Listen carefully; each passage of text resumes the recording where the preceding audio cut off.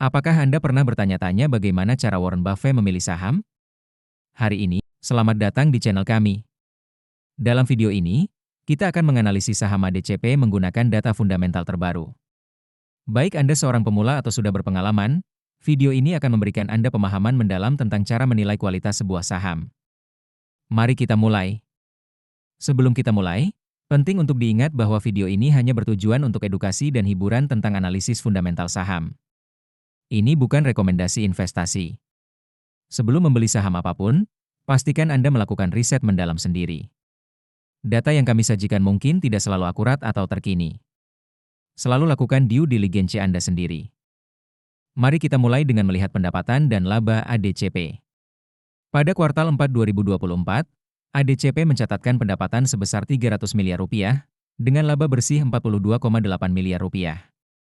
Jika kita bandingkan dengan kuartal yang sama tahun sebelumnya, terjadi penurunan yang cukup signifikan. Pendapatan turun dari Rp651 miliar menjadi Rp300 miliar, sementara laba bersih turun dari Rp116 miliar menjadi Rp42,8 miliar. Ini menunjukkan adanya tantangan dalam kinerja perusahaan yang perlu kita telusuri lebih lanjut. Sekarang, mari kita lihat profitabilitas ADCP.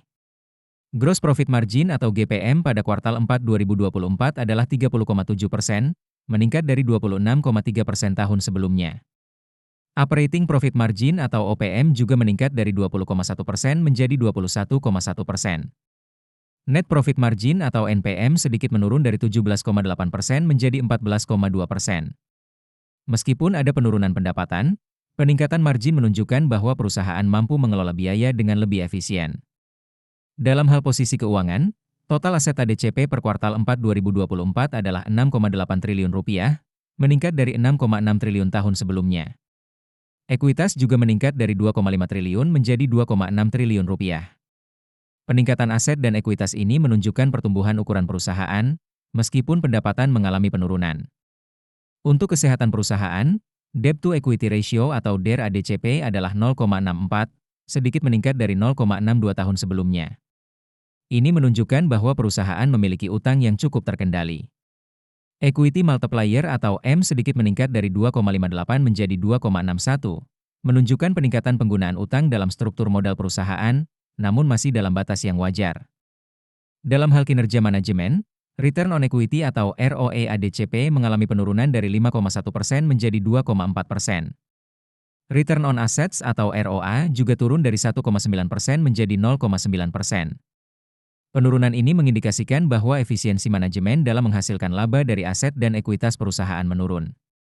Ini mungkin disebabkan oleh penurunan pendapatan yang signifikan. Sebelum kita lanjut ke valuasi, jangan lupa untuk mengunduh chat sheet investasi saham kami melalui link di deskripsi video ini. Sekarang, mari kita bahas valuasi ADCP menggunakan PE Band. Rata-rata PE Band ADCP adalah 9,46. Dengan harga saham saat ini Rp50, nilai wajar berdasarkan PE Band adalah Rp18,26. Ini menunjukkan bahwa saham ADCP saat ini diperdagangkan jauh di atas nilai wajarnya, dengan margin of safety negatif 63,47%. Untuk PB Band, rata-ratanya adalah 0,35. Dengan harga saham Rp50, nilai wajar berdasarkan PB Band adalah Rp41,65. Ini juga menunjukkan bahwa saham ADCP diperdagangkan di atas nilai wajarnya, dengan margin of safety negatif 16,69%. Nah, itulah analisis fundamental saham ADCP. Bagaimana menurut Anda? Apakah ADCP menarik untuk investasi? Berikan komentar Anda di bawah dan beritahu kami saham apa yang ingin Anda analisis selanjutnya.